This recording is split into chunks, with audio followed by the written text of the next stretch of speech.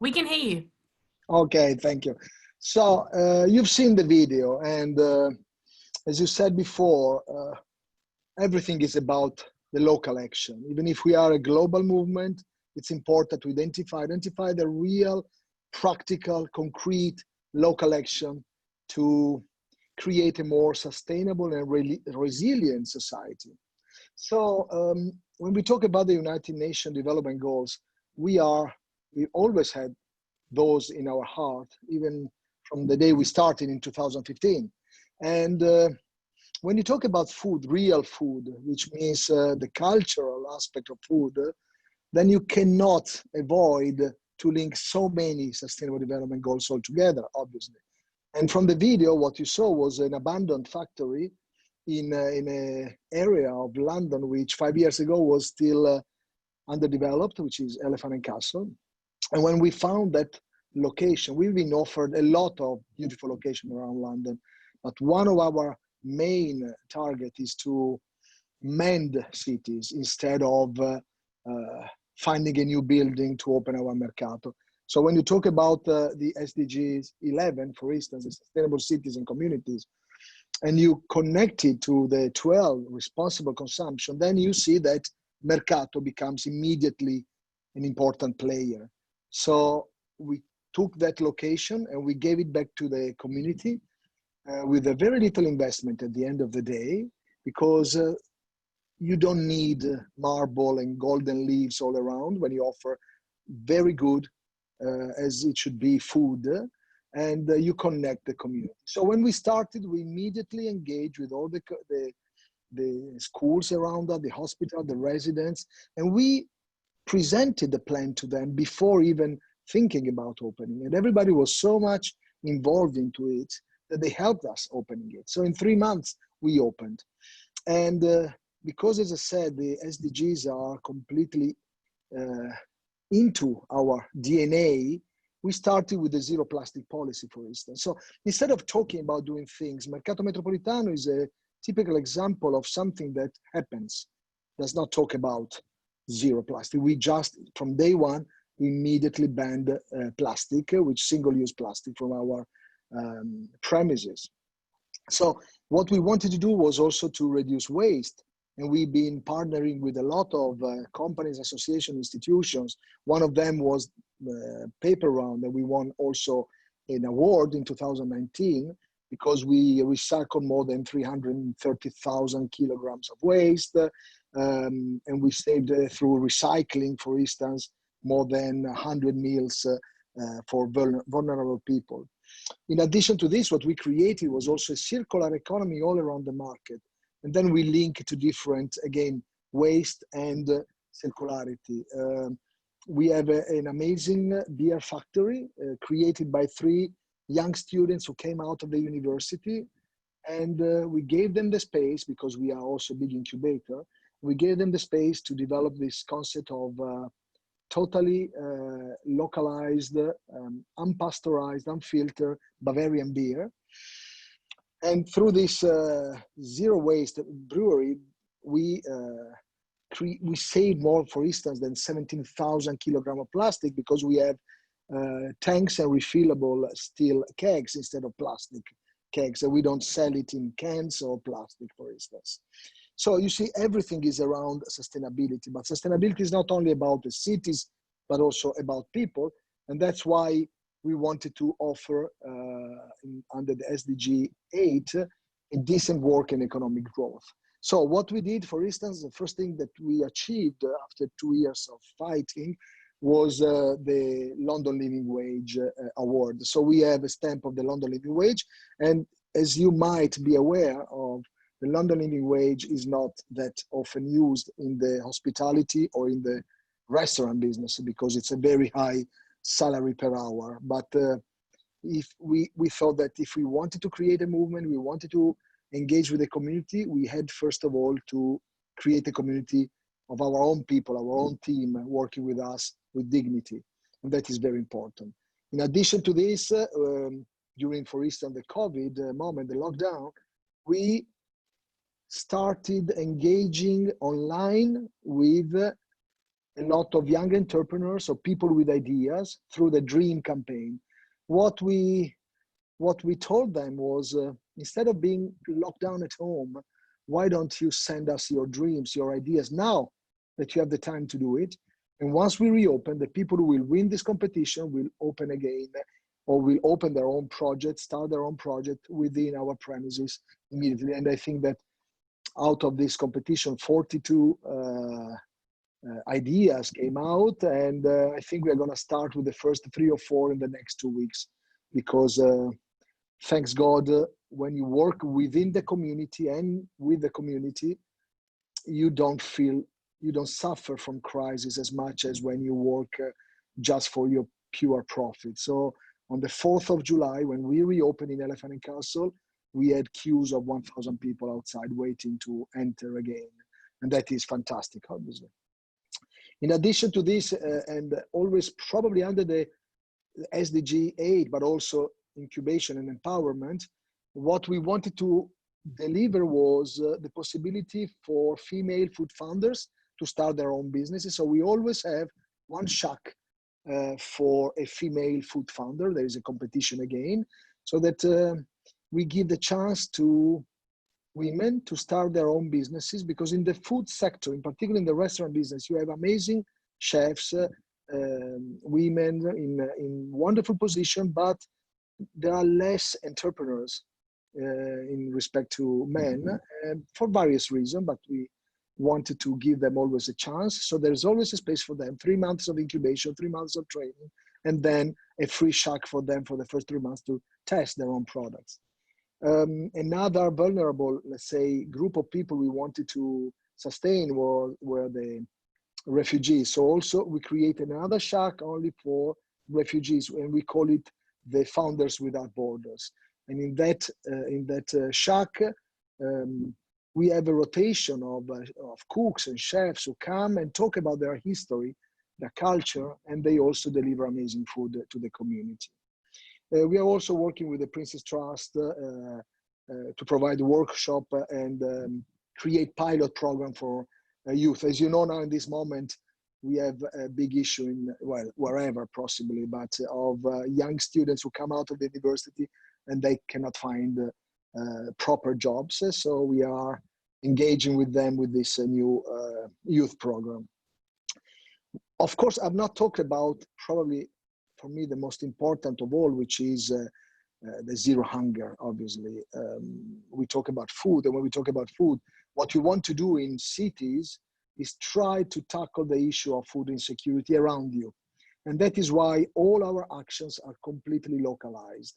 What we did in the area of Southwark and Lambeth, where there is the highest rates of child poverty in the UK, 42% approximately, we organize every year a lot of initiatives and projects to make sure that we try to give as much food security as we can to the family which are not so lucky. And but we want to give nutritious meals, not just food, because that's a big misunderstanding in our society. In addition to this, when I started in London, I realized that there was a very, very big issue with the so-called, and I think it's not a very nice name, hunger holiday program. When the schools close, the students do, for 6 weeks, all the students do not have access to breakfast and lunch anymore. And because of that, many families do not have the possibility to offer 3 meals per day to their children. And so instead of participating to this holiday hunger program, we created a summer camp for children. So we invited, working obviously in a very tight relation with the local schools, we invited some kids. Last year there were 530 for a summer camp where we organize whatever, cooking classes, growing tomatoes classes, or exercise of fitness exercises. And then we ask the children to stay and eat with us. And that had played a very important role, not to make these kids feel that they were there because the families did not have enough to provide food with, them with food, but to let them think that it was a summer camp organized with their families and the schools, and they were lucky enough to participate.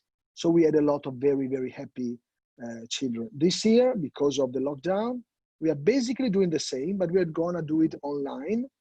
And we are gonna organize online classes, and then we will deliver food to their homes again. Another important aspect of this food insecurity is, again, something I've been talking about a lot. During this lockdown, everybody was talking about social distancing and staying at home. And we didn't want to do that because Mercato is here to serve the community. So we kept our grocery stores open for the essentials. And we kept on delivering more than 1,000 essential free food bags to the community around us, because being locked down in a beautiful apartment is one thing. Being locked down with a family of 5 kids in a 30 square meter apartment for 3 months is something different. And you have to think about these people, these wonderful children. And then we have also all around our Mercatos, a £5 menu, for instance. Another of the problem we have in our cities that the governments talk a lot about child obesity and whatever, but then they don't do enough. And we still have a lot of these junk chains of non-food all around us who offer for a very cheap price, because there was this misunderstanding. The accessibility and affordability of food are two different things. And cheap food was good for your kids. Cheap food is not good for your kids, and it's not good for anybody. If it's cheaper, like £1 for a burger, you know that the real cost of the burger should be £10 because of the damage they created to the environment and to our health. So what we created was all around the Mercatos, in every shack, a £5 menu offer. So something a little bit cheaper than a full menu from one of the chains, McDonald's, whatever, but with real good food. So people could come and enjoy for £5 a healthy meal in any case. Another of the very important SDG, which I truly believe is necessary and fundamental for the development of any city and any society, is education, so the SDG 4. And we are investing a lot in our, we call it the humans with a double M, because for every human we educate, there is an individual who has been empowered to understand food and the food system, and he can also understand better how to choose the food that they buy. And for us, this is a main scope of Mercato. If we can start, let's say, affecting the choice of people towards a better and more nutritious food in big cities, I think we can change the whole food system, also going backwards to the growers and the farmers. And in the education, under the education umbrella, what we are creating is the Academy, which is an online platform for self-training, internship, education, and we offer a lot of tailor-made programs to entrepreneurs, and we also incubate new ideas. And then we have also a farm, which is a non-political, apartitical think tank, which aims to revolutionize and re-engineer our food system through the development of good practices, innovative technology, and anything we can use in these moments to go back to a food system which is sustainable, nutritious, and compatible with local cultures. So as you see, I could talk for hours about Mercato because it's everything we do. But the good point is that without having one single industrial brand in our premises, sold in our premises, without spending one single pound in direct advertising, last year, after 3 years from the opening, we had 4 million visitors. And this means that people start realizing that food is important and is not just something you have to put in your stomach. It is the center of our society, our culture, and is a connection to all of other activities, social, economical, and climate change also, obviously. So that is why Mercato is has opened in London in 2 locations, now in Elephant and Castle and Mayfair, and the mayor has just granted us another, through the grant they have for the development, another 1.4 million to open another Mercato in Ilford, which is an area which has to be again regained back and given back to the community in a good sense. And then we started the European development. So we've been offered locations by big landlords sometimes, that they understand that what we do is very much about community and healthy food, and they offer that location. And we, in a partnership, because we are a movement, it's not us opening stores, we open always with the local partners. They wanted us to have a Mercato in their city. So we are going to open in Berlin. We just closed deals in USA, in Japan, and this is the development of a new movement. This is Mercato. Wow. Thank you so much, Andrea. I, for one, am very excited about the Mercato Metropolitano coming to Ilford. That is definitely an area that would really benefit from the power that is your business model and your business strategy. I think it's brilliant how from the very genesis of your business, it's brilliant and commendable that the very genesis of your business is centered around the SDGs, centered around people and community. And I don't know, personally for me, I think that's what more businesses and companies need to do. So thank you so much for taking the time to share with us just the great work that Mercato are doing. We only have time for like one question or two questions, if there are any. So if there are any, please feel free to either unmute yourself and say the question, or you can just pop it in the chat. But as an added note, we have also put in a feedback poll. If you can also answer that for us, we'd really, really appreciate it. So are there any questions? I've got a question, Cynthia, if I can. Yes, but we also have one from Stacey Hope. Oh, go ahead, Stacey, sorry. What are the financial and social impacts? What are the KPIs? That's the point. And this is where people don't understand that when you do something, when you believe in something, you do it well, you actually have a better financial return. And when instead you rely on the business as usual practices, which are dead, remember this, shopping malls, faked food halls, this is all dead and it's gonna die. If it's not dead yet, it's gonna die very soon. When you work well with all your heart and you do well for the community, actually you become sustainable socially, but you're incredibly sustainable financially. So just to give an example, we managed without banks to sustain the next 2 openings only with the revenues from the first store. So you imagine that our EBITDA is impressive, is one of the highest in the sector. Even if we don't resort to sponsorship, to stupid brand pairing or investment banking, nothing of the kind.